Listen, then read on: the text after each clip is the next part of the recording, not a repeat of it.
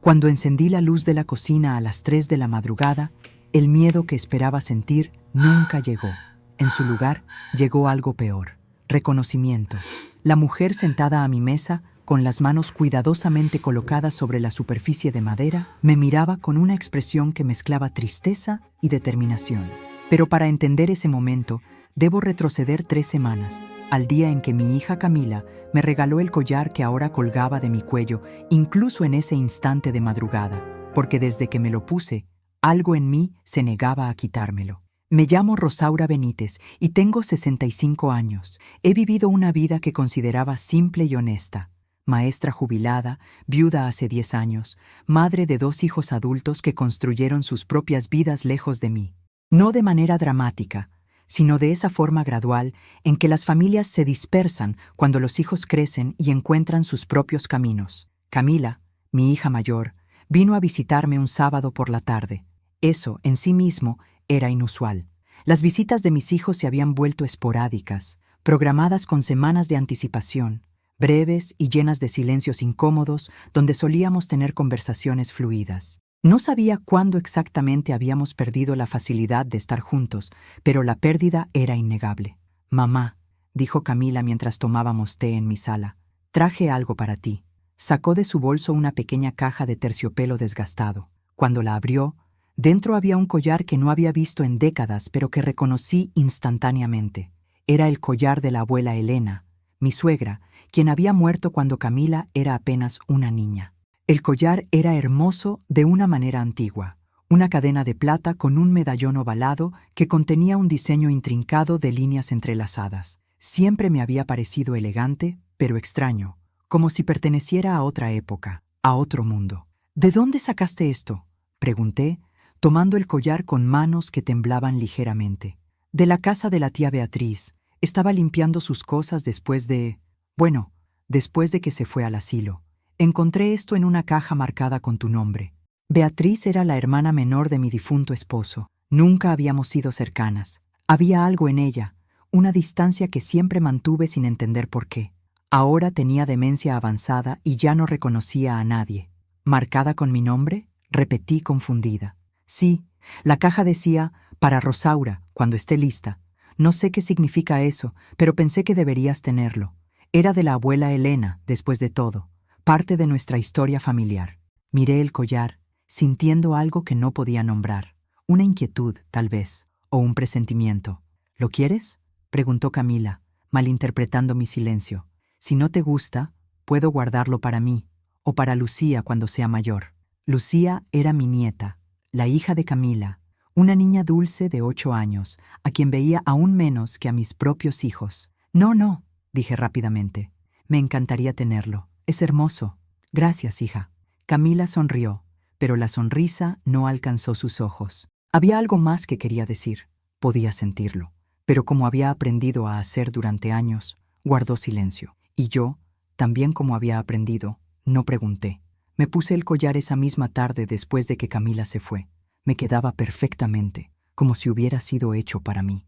Me miré en el espejo y por un momento vi algo extraño en mi reflejo, no en mi rostro, sino en el collar. Las líneas entrelazadas parecían formar algo más que un simple diseño. Parecían palabras o símbolos. Pero cuando pestañeé, solo eran líneas decorativas de nuevo. Decidí usarlo a la misa del domingo siguiente. Era una pieza hermosa, y hacía años que no tenía joyas dignas de lucir en la iglesia. La vanidad nunca había sido mi pecado principal, pero a mi edad, uno aprecia los pequeños toques de elegancia que le recuerdan que todavía es visible, todavía existe. La iglesia estaba llena como siempre. Saludé a las personas que conocía. Intercambié sonrisas corteses con vecinos. Fue durante la comunión que lo sentí. Una mirada, intensa, persistente. Me volteé ligeramente y vi a un hombre mayor, probablemente de mi edad o un poco mayor, mirándome fijamente. No me miraba a mí, exactamente. Miraba el collar. Su rostro palideció visiblemente. Sus manos, que sostenían el misal, comenzaron a temblar. Después de la misa, mientras salía de la iglesia, el hombre se acercó. Llevaba un bastón y cojeaba ligeramente. Había algo militar en su postura, a pesar de la edad. «Disculpe, señora», dijo, su voz baja pero urgente. «¿Ese collar que lleva?» «Sí», respondí, tocándolo instintivamente. ¿De dónde lo sacó? La pregunta, formulada con tal intensidad, me tomó por sorpresa. Era de mi suegra. ¿Por qué? El hombre miró alrededor nerviosamente, como si temiera que alguien nos estuviera observando. Señora, está en peligro. Ese collar no debería usarlo. No aquí, no en ninguna parte. Sus palabras me dejaron helada, pero mantuve la compostura. ¿Peligro? No entiendo. Es solo un collar. No es solo un collar, insistió el hombre, sus ojos moviéndose constantemente, vigilando. Por favor, señora, necesito que confíe en mí. Soy Julián Méndez, veterano del ejército. Viví muchos años en el norte. Ese símbolo, ese diseño en el collar, significa algo, algo que no debería estar en público. ¿Qué significa?, pregunté, sintiendo cómo mi corazón comenzaba a latir más rápido. Julián miró alrededor nuevamente. Había personas saliendo de la iglesia, conversando en grupos, ajenas a nuestra conversación tensa. No puedo explicarlo aquí, pero por favor quíteselo, guárdelo, no lo use más. Y tenga cuidado, me está asustando sin darme razones, dije, mi voz temblando ligeramente a pesar de mi intento de sonar firme. No quiero asustarla, quiero protegerla. Hay personas que reconocerán ese collar, y cuando lo hagan, se detuvo, como si las palabras fueran demasiado pesadas para pronunciar. Cuando lo hagan, usted se convertirá en algo que no quiere ser. ¿En qué? En un símbolo, en un objetivo, en una respuesta a preguntas que han estado esperando décadas para ser formuladas. Sus palabras eran críticas, pero vagas, aterradoras precisamente por su falta de especificidad. ¿Conoció a mi suegra? ¿A Elena Benítez? La expresión de Julián cambió. Algo parecido al reconocimiento cruzó por su rostro, seguido inmediatamente por una tristeza profunda. Conocí ese apellido, conocí esa familia, y sé cosas que preferiría no saber. Sacó una tarjeta de su bolsillo y me la entregó. Si necesita ayuda, si algo extraño sucede, llámeme, día o noche. Pero tengo que irme. Por favor, señora, sea cuidadosa. Y se fue, cojeando rápidamente hacia el estacionamiento, dejándome de pie en las escaleras de la iglesia con una tarjeta en la mano y un nudo de ansiedad en el estómago. Cuando llegué a casa, lo primero que hice fue quitarme el collar. Lo sostuve bajo la luz, examinando el diseño con más cuidado que nunca. Las líneas entrelazadas formaban un patrón complejo. Intenté ver lo que Julián había visto, el significado oculto que lo había alarmado tanto, pero para mí solo eran líneas, hermosas, antiguas, pero solo líneas. Decidí llamar a Camila. Necesitaba saber más sobre dónde exactamente había encontrado el collar. ¿Qué más había en esa caja? «¿Mamá?», contestó, su voz mostrando sorpresa. No solíamos llamarnos sin motivo específico. «Camila, sobre el collar que me diste, ¿qué pasa con él? ¿No te gusta?» «No, no es eso, es hermoso. Pero necesito saber más. ¿Qué más había en la caja? ¿Había alguna nota? ¿Alguna explicación?» Hubo una pausa. «¿Por qué preguntas?» «Solo tengo curiosidad. Era de la abuela Elena. Me gustaría saber más sobre ella, sobre su historia». Otra pausa, más larga esta vez. «Mamá, la abuela murió hace más de 30 años. Papá nunca hablaba de ella. ¿Por qué este interés repentino?»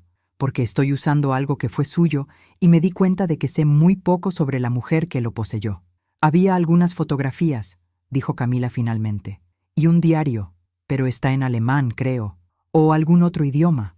No pude leerlo». «¿Un diario?» Mi interés se intensificó. «¿Lo tienes todavía?» «Está aquí, sí. ¿Quieres que te lo lleve?» «Por favor, cuando puedas». «¿Está todo bien, mamá? Suenas extraña». ¿Cómo podía explicarle sin sonar paranoica? ¿Cómo podía decirle que un extraño en la iglesia me había advertido sobre un peligro que no podía o no quería explicar?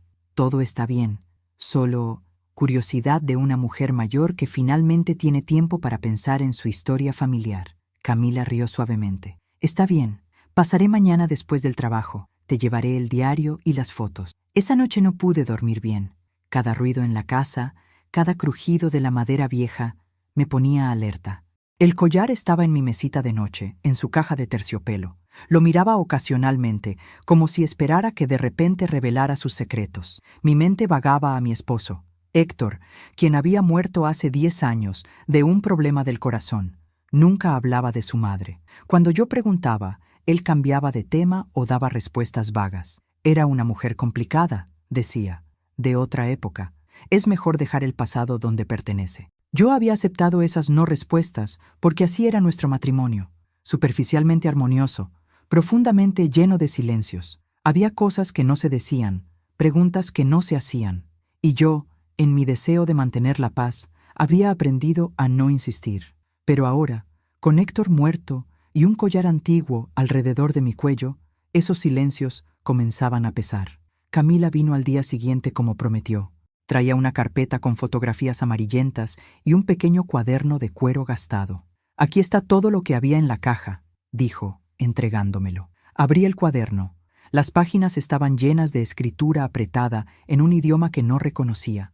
No era español, definitivamente. ¿Alemán? ¿Polaco? No estaba segura.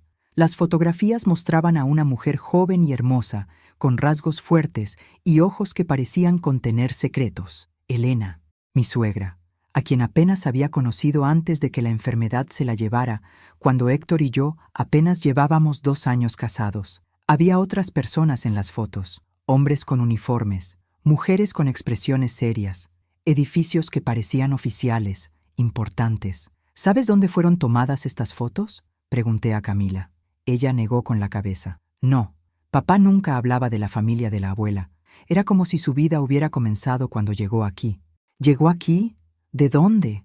Camila me miró con sorpresa. ¿No lo sabías? La abuela Elena no era de aquí.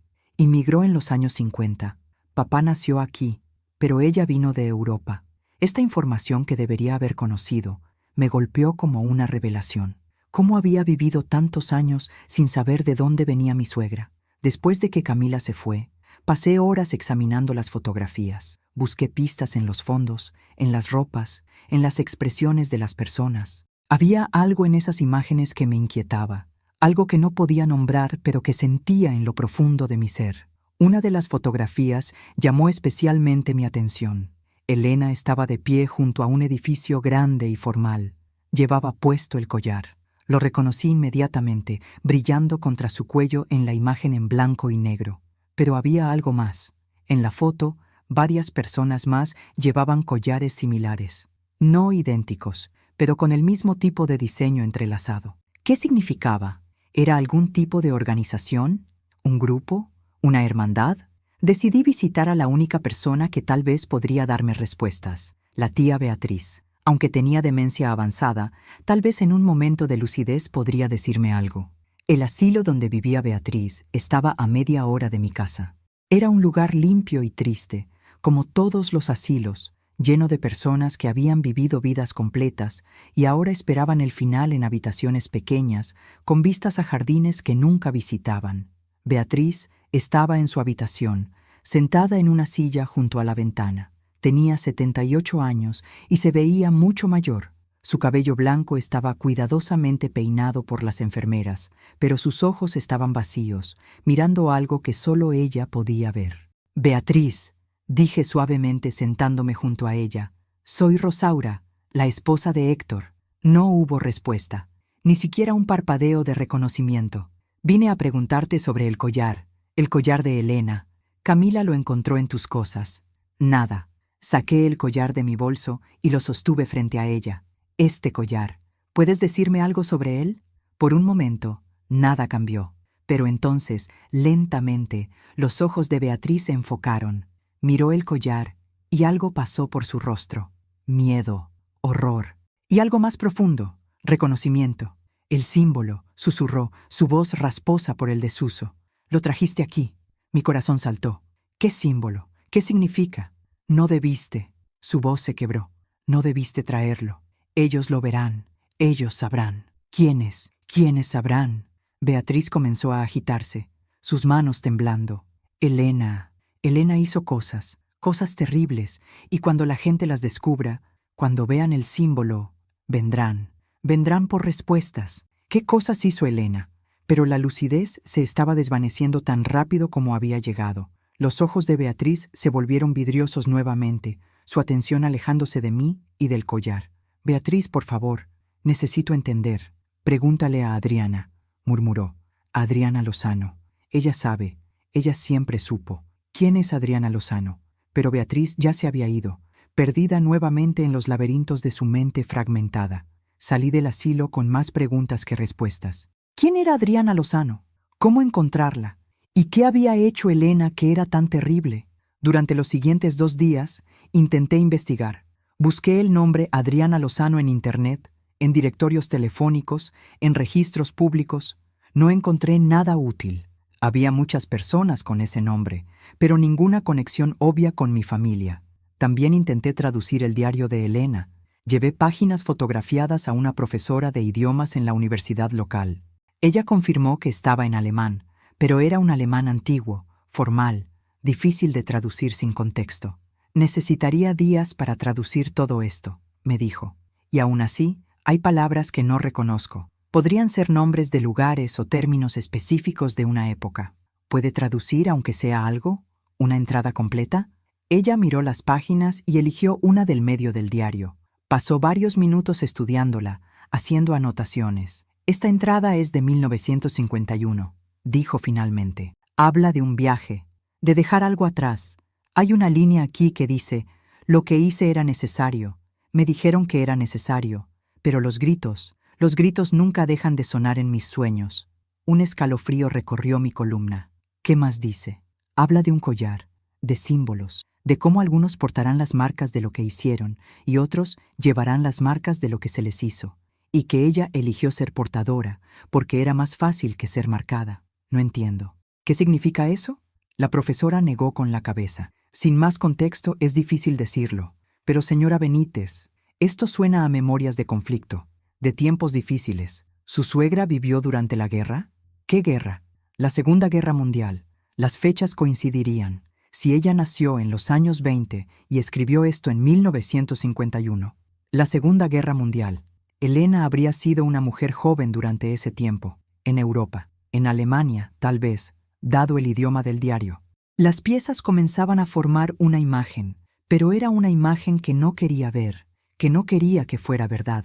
Esa noche, de vuelta en casa, me puse el collar nuevamente. No sé por qué lo hice. Tal vez porque necesitaba sentir la conexión con lo que estaba descubriendo, o tal vez porque, perversamente, quería que alguien más lo viera, lo reconociera, me diera las respuestas que no podía encontrar por mi cuenta.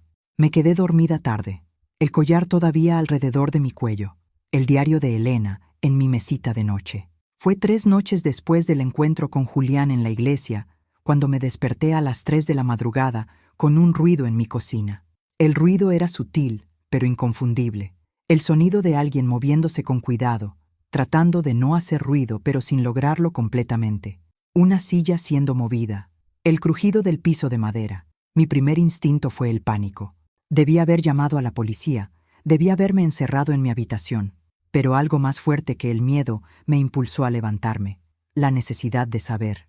Después de días de preguntas sin respuestas, de pistas que no llevaban a ninguna parte, alguien estaba en mi casa, y tenía la sensación de que no era una coincidencia. Tomé mi bata, me aseguré de que el collar todavía estuviera alrededor de mi cuello, y bajé las escaleras lentamente. Cada escalón parecía gemir bajo mis pies, anunciando mi llegada, pero quien estuviera en mi cocina no huyó.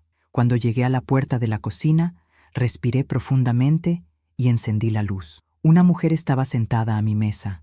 Tenía aproximadamente mi edad, tal vez un poco mayor. Su cabello era gris, recogido en un moño apretado.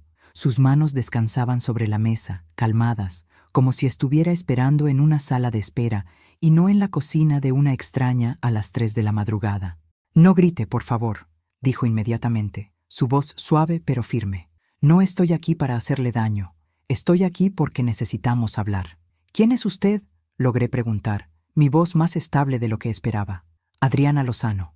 Creo que Beatriz le mencionó mi nombre. Adriana Lozano. La mujer que Beatriz había dicho que sabía, que siempre supo. ¿Cómo entró a mi casa? Por la puerta trasera. No estaba bien cerrada. Señora Benítez, sé que esto es aterrador, pero necesito que entienda que he estado esperando este momento durante más de 40 años. Desde que Elena murió, sabía que eventualmente alguien encontraría ese collar. Y cuando lo hicieran, cuando lo usaran en público, tendríamos que hablar. Me senté lentamente en la silla frente a ella, mis piernas repentinamente débiles. «¿Qué es este collar? ¿Qué significa?», Adriana miró el collar alrededor de mi cuello con una expresión que mezclaba tristeza y algo más oscuro. Es una marca, una identificación, de un tiempo y un lugar que la mayoría de las personas prefieren olvidar. La guerra, dije, la Segunda Guerra Mundial. No solo la guerra, lo que vino después, los años de confusión, de colaboración, de supervivencia a cualquier costo. Adriana respiró profundamente. Elena no era quien usted cree que era. Y ese collar era usado por personas que hicieron cosas terribles, no como soldados en un campo de batalla, sino como informantes, como delatores. La palabra quedó suspendida en el aire entre nosotras. Delatores. No entiendo. ¿Elena delataba personas? En los años después de la guerra, cuando Europa estaba en caos, había grupos que colaboraban con diferentes autoridades, personas que señalaban a otros, que los identificaban, que los entregaban a cambio de favores, de protección, de pasajes a nuevas vidas en otros países. Eso no puede ser verdad. Elena era una mujer normal, una abuela, una persona buena. ¿La conoció bien?, preguntó Adriana, su tono no acusatorio, sino genuinamente curioso. Murió poco después de que me casé con su hijo, pero Héctor nunca dijo. Héctor no sabía, o sabía muy poco. Elena se aseguró de eso. Construyó una vida completamente nueva aquí. Cambió su historia, su pasado. El collar era lo único que conservó de esa época, y lo guardó como, no sé, recuerdo, trofeo, evidencia de culpa que no podía deshacerse. ¿Cómo sabe todo esto? Adriana se quedó en silencio por un largo momento. Cuando habló de nuevo, su voz era más suave, más frágil, porque mi madre fue una de las personas que Elena señaló. En 1949, en un campo de refugiados en Austria, mi madre estaba tratando de conseguir papeles para venir a América. Elena, quien trabajaba con los oficiales, la identificó como alguien que había colaborado con el régimen anterior. No era verdad. Mi madre solo había trabajado como cocinera en un edificio gubernamental, pero la acusación fue suficiente. La detuvieron. Pasó 2 años en prisión. Para cuando salió, yo tenía 5 años y no la reconocí. Las lágrimas corrían por el rostro de Adriana ahora, pero su voz permanecía firme. Pasé mi vida tratando de encontrar a la mujer que hizo eso. Seguí pistas, historias, rumores, y finalmente, hace 40 años, la encontré. Aquí. Viviendo bajo un nuevo nombre, con una nueva familia, como si nada hubiera pasado. ¿Qué hizo cuando la encontró? Nada. Para entonces, Elena estaba enferma, muriendo, y me di cuenta de que mi venganza no traería de vuelta los años perdidos con mi madre, no sanaría el trauma. Pero le dije que sabía, le dije que alguien recordaba, y le advertí que si ese collar alguna vez aparecía en público, yo vendría a contar la verdad. Me quedé mirando a Adriana, procesando sus palabras. Elena, mi suegra, la mujer a quien apenas conocí pero cuya sangre corría en las venas de mis hijos, había sido una delatora. Había arruinado vidas, había separado familias. ¿Por qué no le dijo nada a Héctor? ¿A su familia? Porque estaba muriendo, y porque su hijo, su nieta Beatriz, eran inocentes. Qué bien habría hecho destruir su memoria de ella. No cambiaría lo que hizo. Solo habría añadido más dolor a un mundo que ya tiene demasiado. Entonces, ¿por qué está aquí ahora? ¿Por qué ahora, después de todos estos años? Porque usted usó el collar en público, en la iglesia. Julián Méndez lo vio. Y si Julián lo vio, otros también lo vieron. Personas que saben lo que significa. Personas que tienen sus propias historias de dolor conectadas a ese símbolo. ¿Julián también? Julián era un niño cuando su familia fue destruida por delatores. Su padre fue señalado, arrestado, nunca regresó. Julián pasó su vida estudiando esos símbolos, esas marcas, tratando de entender quiénes eran las personas que rompieron tantas familias. Cuando vio ese collar en su cuello, supo inmediatamente lo que era. Me llevé las manos al collar, queriendo arrancármelo, pero Adriana levantó su mano. No lo quite, no todavía, porque ahora que lo ha usado, ahora que ha sido visto, quitárselo no cambiará nada. Las personas que necesitan saber ya saben y tendrán preguntas. Preguntas que usted necesita estar preparada para responder. ¿Qué preguntas? Yo no sabía nada de esto. No soy responsable de lo que Elena hizo hace más de 70 años. No, no es responsable, pero ahora es portadora de su símbolo, de su marca. Y en cierta manera, Eso la convierte en su voz, en su representante, le guste o no. Las lágrimas comenzaron a correr por mi rostro. Esto no es justo. Yo solo quería usar una joya bonita, un recuerdo de familia. Lo sé, y lo siento. Pero la historia no desaparece porque decidamos ignorarla. Los símbolos tienen poder, señora Benítez, y ese collar es un símbolo de algo que muchas personas nunca han podido olvidar. Si te está gustando esta hermosa historia, no olvides dejar tu like y comentar qué te está pareciendo. Ahora volvamos a la historia. ¿Qué quiere de mí? ¿Por qué vino aquí? Vine a darle una elección. Puede quitarse el collar, guardarlo, pretender que nunca pasó nada. Algunas personas preguntarán, pero eventualmente se olvidarán. O puede enfrentar la verdad, puede aprender toda la historia de Elena, puede hablar con las personas cuyas vidas ella afectó, puede decidir qué hacer con ese conocimiento. Y si elijo ignorarlo, entonces vivirá el resto de su vida sabiendo que eligió el silencio. El mismo silencio que permitió que Elena viviera tranquilamente aquí durante décadas, sin consecuencias, sin rendir cuentas. Y ese silencio será parte de su legado, tanto como lo fue del de ella. Sus palabras eran duras pero no crueles, simplemente honestas. Mis hijos, susurré. ¿Qué pasará con mis hijos cuando se enteren? Eso depende de cómo se lo cuente, de cómo enmarque esta historia. No son responsables de lo que hizo su abuela, pero ahora que la verdad está emergiendo, tienen derecho a saberla. ¿Y Camila? Ella me dio el collar. Se sentirá horrible. Camila no sabía. Nadie sabía, excepto Beatriz, quien guardó el secreto de su hermana por lealtad familiar mal entendida. Pero los secretos siempre salen a la luz, señora Benítez. Siempre. Adriana se levantó lentamente. Le dejaré mi número. Si decide que quiere saber más, que quiere entender completamente quién fue Elena y qué hizo, llámeme.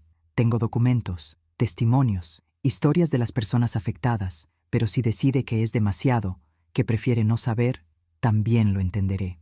No todos tienen el valor de enfrentar las verdades oscuras de su familia. ¿Es eso lo que piensa? ¿Que soy cobarde si no quiero saber? No, pienso que es humana, y que enfrentar estas verdades requiere una fortaleza que no todos poseen. Solo usted puede decidir si la tiene. Dejó una tarjeta sobre la mesa y se dirigió hacia la puerta trasera por donde había entrado. Adriana, la llamé antes de que saliera. Su madre. ¿Alguna vez pudo ser feliz después de lo que pasó? Adriana se volvió, una sonrisa triste en su rostro. Nunca recuperó lo que perdió. Los años en prisión la cambiaron, pero aprendió a vivir con eso, a encontrar momentos de paz a pesar del dolor. Murió hace 5 años, todavía sin entender completamente por qué alguien la había traicionado así. Lo siento, lo sé, y aprecio eso. Pero señora Benítez, los sentimientos no son suficientes, nunca lo son. Lo que importa es lo que hacemos con el conocimiento que tenemos. Y se fue, dejándome sola en mi cocina iluminada a las 3:30 de la madrugada, con un collar alrededor de mi cuello que de repente pesaba como una cadena. No dormí el resto de la noche. Me quedé sentada en esa cocina, tocando el collar, pensando en Elena, en la mujer que había sido, en las decisiones que había tomado, en las vidas que había destruido para salvar o mejorar la suya propia. Y pensé en mí, en las decisiones que ahora tenía que tomar, en el legado de silencio que podía perpetuar o el legado de verdad que podía comenzar a construir. Cuando amaneció, supe lo que tenía que hacer. Llamé a Adriana al día siguiente por la tarde. Mi voz temblaba cuando marqué el número que había dejado en la tarjeta, pero mi determinación era firme. «Quiero saber», le dije cuando contestó. «Quiero saber todo». Hubo un silencio al otro lado de la línea, luego un suspiro de lo que sonaba como alivio. «¿Está segura? Una vez que sepa, no podrá desconocerlo. Ya no puedo desconocer lo que me dijo anoche.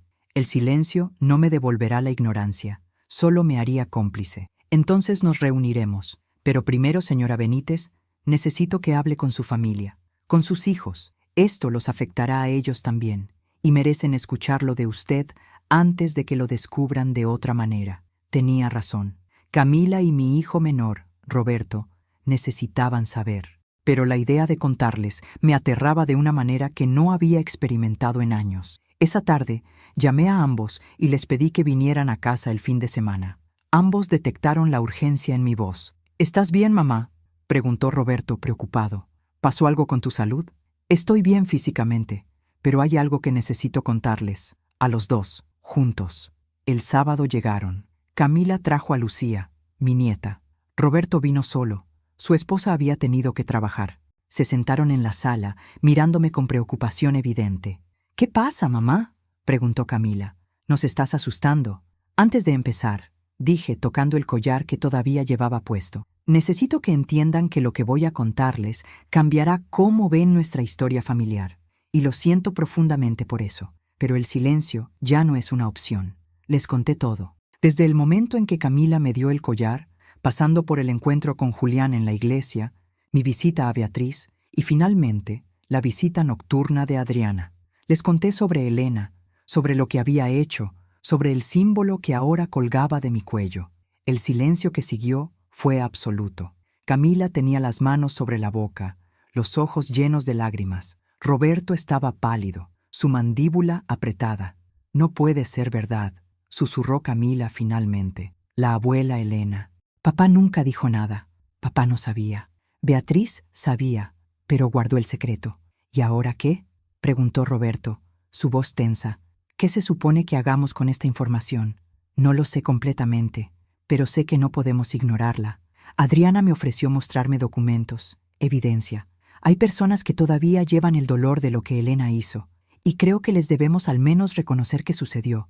«Pero nosotros no hicimos nada», protestó Camila. «Ni siquiera habíamos nacido. ¿Por qué deberíamos cargar con su culpa?» «No estoy diciendo que debamos cargar con su culpa, pero sí creo que debemos cargar con la responsabilidad de saber la verdad, de no perpetuar el silencio que permitió que esa verdad fuera enterrada». Roberto se levantó y caminó hacia la ventana. «¿Sabes lo que esto podría hacer a nuestra familia? A nuestra reputación. Yo trabajo en la comunidad, mamá. Tengo colegas, amigos. Si esto sale a la luz, ¿prefieres vivir una mentira?», pregunté suavemente. «¿Prefieres que continuemos fingiendo que nuestra historia familiar es limpia cuando no lo es? Prefiero no ser juzgado por algo que alguien hizo hace 70 años. Nadie te está juzgando a ti, Roberto, pero hay personas que merecen que su dolor sea reconocido, que su verdad sea escuchada». Camila se limpió las lágrimas. «¿Qué quieres hacer, mamá?» «Quiero reunirme con Adriana. Quiero ver los documentos. Quiero entender completamente lo que Elena hizo.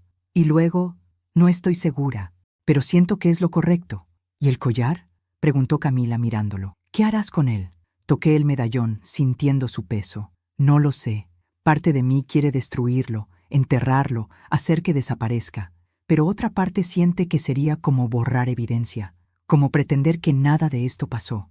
«Yo lo siento mucho, mamá», dijo Camila, su voz quebrándose. «Si no te hubiera dado ese collar, no te disculpes. No sabías. Y tal vez era momento de que esto saliera a la luz. Tal vez Elena lo dejó para ti precisamente porque sabía que eventualmente tendría que ser confrontado». «¿Crees que lo hizo a propósito?», preguntó Roberto, volviéndose desde la ventana. «No lo sé, pero Beatriz dijo que la caja estaba marcada para Rosaura, cuando esté lista, como si Elena supiera que algún día alguien tendría que lidiar con esto». «¿Pero por qué tú?», preguntó Roberto. «¿Por qué no Beatriz o papá cuando estaba vivo? Tal vez porque yo soy quien está lo suficientemente alejada para ser objetiva, pero lo suficientemente conectada para importar. No sé, hijo. Estoy tratando de entender esto tanto como ustedes». Lucía, quien había estado jugando calladamente en la esquina, se acercó a mí. «Abuela, ¿por qué todos están tristes?». La inocencia de su pregunta me partió el corazón. ¿Cómo explicarle a una niña de 8 años que su bisabuela, a quien nunca conoció, había hecho cosas terribles? «Estamos tristes porque acabamos de enterarnos de algo difícil sobre nuestra familia, mi amor». «¿Algo malo?». «Algo complicado. Algo que pasó hace mucho tiempo, pero que todavía importa». Lucía me abrazó. «Te quiero, abuela». «Yo también te quiero, mi cielo». Miré a mis hijos por encima de la cabeza de Lucía. «Esta es la razón por la que necesitamos enfrentar esto. Por ella, por las generaciones futuras, para que no hereden nuestros silencios, nuestras verdades enterradas». Camila asintió lentamente. «Está bien. Si vas a hacer esto, te apoyaré. Pero mamá, ten cuidado. No todas las verdades son fáciles de vivir. Lo sé, pero las mentiras son más difíciles. Una semana después, me reuní con Adriana en una cafetería tranquila en las afueras de la ciudad. Traía consigo una carpeta gruesa, desgastada por los años. Dentro había documentos que ella había recopilado durante décadas: fotografías, certificados, testimonios escritos a mano, recortes de periódicos amarillentos en varios idiomas. Antes de mostrarle esto, dijo Adriana, sus manos descansando sobre la carpeta, necesito que entienda algo. Lo que Elena hizo no fue único. Hubo cientos, tal vez miles de personas como ella en los años posteriores a la guerra. Personas que se encontraron en situaciones imposibles y tomaron decisiones terribles para sobrevivir o para avanzar. ¿Eso la excusa? No, pero la contextualiza. Elena no era un monstruo. Era una mujer que tomó decisiones egoístas en momentos de caos, y esas decisiones tuvieron consecuencias reales y devastadoras para otros. Abrió la carpeta. La primera fotografía mostraba a Elena joven, no más de 25 años, de pie junto a un escritorio en lo que parecía ser una oficina oficial. Llevaba puesto el collar. Esta foto fue tomada en 1948, en un campo de procesamiento para refugiados en Austria. Elena trabajaba como traductora e intérprete. Hablaba alemán, polaco y algo de ruso. Eso la hacía valiosa para las autoridades. ¿Qué hacía exactamente? Oficialmente, ayudaba a procesar solicitudes de refugio y reasentamiento, pero extraoficialmente señalaba personas. Les decía a las autoridades quiénes habían colaborado con los nazis, quiénes eran sospechosos, quiénes debían ser investigados más a fondo. ¿Y cómo sabía esas cosas? A veces sabía, a veces solo sospechaba, y a veces inventaba. Adriana sacó otro documento, una lista escrita a máquina con nombres y anotaciones. Esta es una de las listas que ella ayudó a crear. 27 nombres. De esos 27, solo 5 resultaron tener conexiones reales con colaboradores. Los otros 22 eran inocentes. Sentí náuseas. ¿Por qué lo haría? ¿Por qué señalaría a personas inocentes? Por varias razones. A veces porque esas personas tenían algo que ella quería: mejores alojamientos, cupos en barcos hacia América, documentos más rápidos. Si las eliminaba de la competencia, ella o alguien cercano a ella se beneficiaba. Otras veces, creo que simplemente porque podía. El poder corrompe, señora Benítez, y Elena tenía poder sobre personas vulnerables y desesperadas. Adriana pasó más páginas. Había testimonios escritos en varios idiomas, algunos traducidos a español. Los leí con lágrimas corriendo por mi rostro. Mi madre fue arrestada cuando yo tenía 4 años. No entendía por qué se la llevaban. La mujer que señaló nuestra familia trabajaba en la oficina de procesamiento. Nunca olvidaré su collar, cómo brillaba cuando firmaba los papeles que destruirían nuestras vidas. Me separaron de mis hijas durante 3 años, mientras investigaban las falsas acusaciones. Cuando finalmente nos reunimos, la mayor ya no me reconocía. Me llamaba señora en lugar de mamá. Perdí mi oportunidad de ir a América. Me enviaron de vuelta a Polonia, donde pasé otros 5 años en condiciones terribles. Todo porque alguien puso mi nombre en una lista, alguien que ni siquiera me conocía. Historia tras historia, vida tras vida destruida o alterada permanentemente. Y en el centro de muchas de estas historias, el nombre de Elena. A veces directamente mencionado, otras veces descrito. La mujer con el collar, la traductora, la que llevaba el símbolo. ¿Cuántas personas? Pregunté finalmente, mi voz apenas un susurro. ¿Cuántas personas estima que Elena afectó directamente? Basándome en los documentos que he encontrado, al menos 50, probablemente más. Y eso sin contar las familias, los hijos, las consecuencias que se extendieron a través de generaciones. Cerré los ojos, sintiendo el peso del collar en mi cuello como nunca antes. 50 vidas, 50 familias, destruidas o alteradas por una mujer que luego vino aquí, cambió su nombre, se casó, tuvo un hijo, vivió tranquilamente hasta su muerte. ¿Ella alguna vez expresó remordimiento? Cuando la confronté, poco antes de su muerte, lo negó todo al principio. Luego, cuando vio que tenía evidencia, cambió su historia. Dijo que solo seguía órdenes, que no tenía opción, todas las excusas típicas. Adriana pausó, mirándome directamente, pero en sus últimos días, Beatriz me dijo que Elena hablaba en sueños, que llamaba nombres, que pedía perdón a personas que ya no estaban allí para escucharla. ¿Cree que sintió culpa? Creo que sintió miedo. Miedo de morir con ese peso. ¿Pero verdadero remordimiento? ¿El tipo de remordimiento que lleva a la restitución, al reconocimiento público? No, porque si lo hubiera sentido, habría hablado antes de morir. Habría dejado cartas, confesiones. En cambio, dejó ese collar con instrucciones vagas, pasando la carga a otra persona. A mí, a usted. Pasamos horas en esa cafetería. Adriana me mostró más documentos, más historias. Me habló de los sobrevivientes que todavía vivían, esparcidos por el mundo. Algunos en América, otros en Europa, algunos en Israel. Personas que llevaban las cicatrices de lo que Elena había hecho, aunque muchos nunca supieron su nombre real. ¿Qué quieren estas personas?, pregunté. Venganza, justicia. La mayoría solo quieren reconocimiento. Quieren que alguien diga, sí, esto sucedió, sí, fue terrible, sí, su dolor fue real. Durante décadas, muchos de ellos no pudieron hablar sobre lo que pasó. Fueron tratados como sospechosos, como potenciales colaboradores ellos mismos, porque alguien los señaló. Sus historias fueron silenciadas, su dolor fue ignorado. ¿Y creen que yo puedo darles eso? ¿Reconocimiento? Usted es la única conexión viva con Elena. Su hijo murió. Beatriz está perdida en su demencia. Usted, voluntariamente o no, se ha convertido en la portadora de su símbolo, y eso le da una plataforma, un poder que no pidió, pero que ahora tiene. No quiero ese poder, lo sé, pero lo tiene de todas formas. Cuando salí de esa cafetería, con copias de algunos documentos que Adriana me permitió llevar, me sentía diferente, no solo por el conocimiento que ahora cargaba, sino por cómo veía el mundo.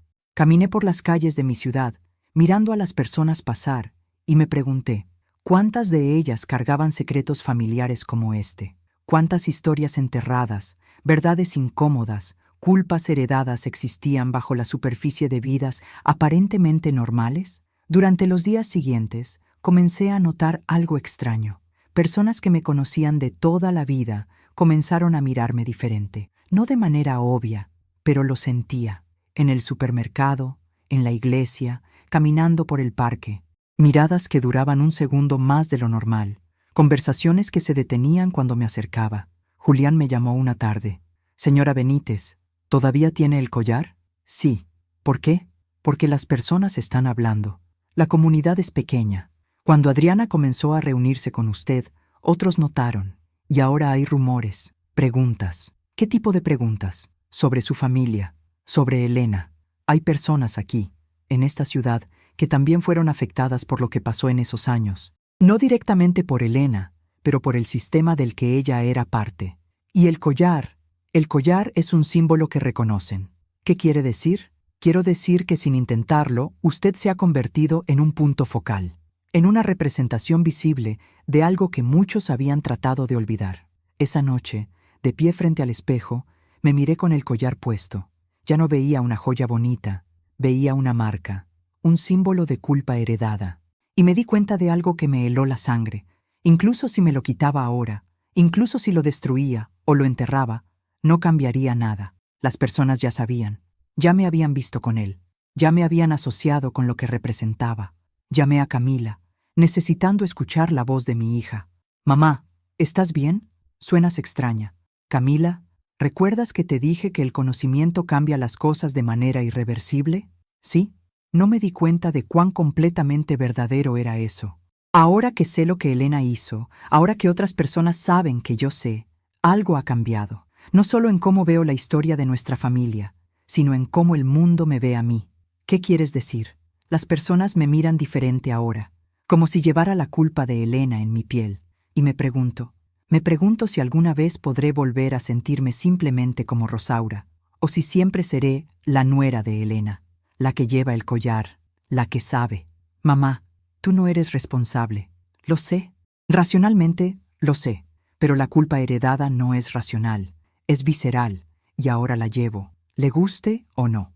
Hubo un largo silencio en la línea. Finalmente, Camila habló, su voz pequeña. ¿Te arrepientes? ¿De haber buscado la verdad? Lo pensé honestamente antes de responder. No me arrepiento de saber. Pero me doy cuenta ahora de que la verdad tiene un costo, y ese costo es la pérdida de la inocencia, la pérdida de la capacidad de vivir sin saber. Y una vez que pagas ese costo, no puedes recuperar lo que perdiste. ¿Qué vas a hacer ahora?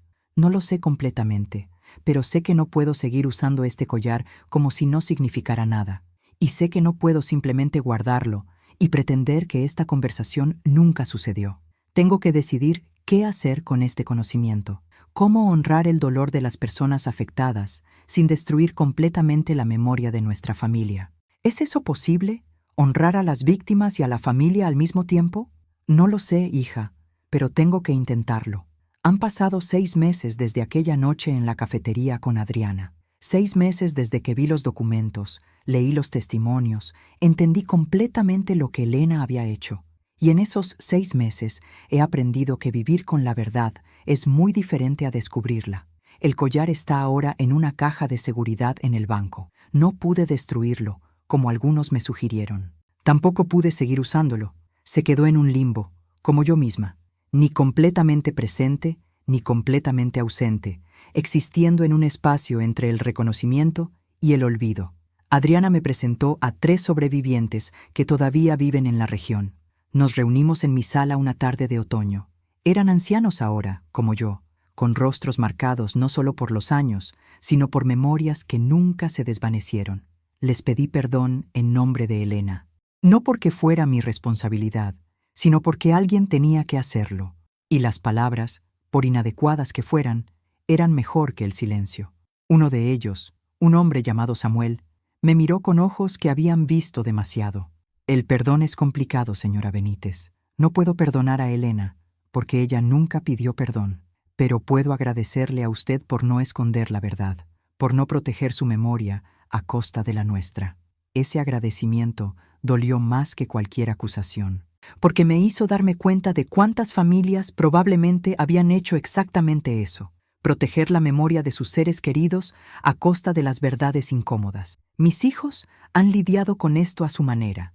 Camila ha investigado más sobre la historia de ese periodo, tratando de entender el contexto. Roberto ha elegido un distanciamiento más deliberado, diciendo que necesita tiempo para procesar. Nuestra relación, que ya era tenue, se ha vuelto aún más frágil. No por rabia, sino por el peso de este conocimiento compartido que ninguno de nosotros sabía cómo cargar. La comunidad también ha cambiado. No de manera dramática, no con confrontaciones o escándalos, pero de maneras sutiles que solo yo parezco notar. El saludo en la iglesia que es un segundo más corto, la invitación a un almuerzo que nunca llega, la forma en que las conversaciones se ajustan ligeramente cuando entro a una habitación. Me he convertido en algo que nunca pedí ser, un recordatorio viviente de verdades incómodas, una portadora de culpa heredada, y he aprendido que en cierta manera eso es casi tan aislante como ser culpable directamente. Julián me visita ocasionalmente. Nos sentamos en mi porche, tomamos té, hablamos sobre el pasado. Me ha contado su propia historia, las maneras en que la pérdida de su padre definió su vida. Y hemos encontrado una especie de paz extraña en nuestras conversaciones, 2 personas conectadas por el dolor que otros causaron hace décadas. ¿Se arrepiente?, me preguntó la última vez que vino. ¿De haber abierto esta caja de Pandora? Pensé en la pregunta cuidadosamente. No me arrepiento de saber la verdad, pero me arrepiento de haber vivido 65 años sin cuestionarla. Me arrepiento de todos los silencios que acepté sin desafiar. Me arrepiento de haber sido cómplice pasiva de la narrativa familiar sin nunca preguntar qué estaba oculto debajo.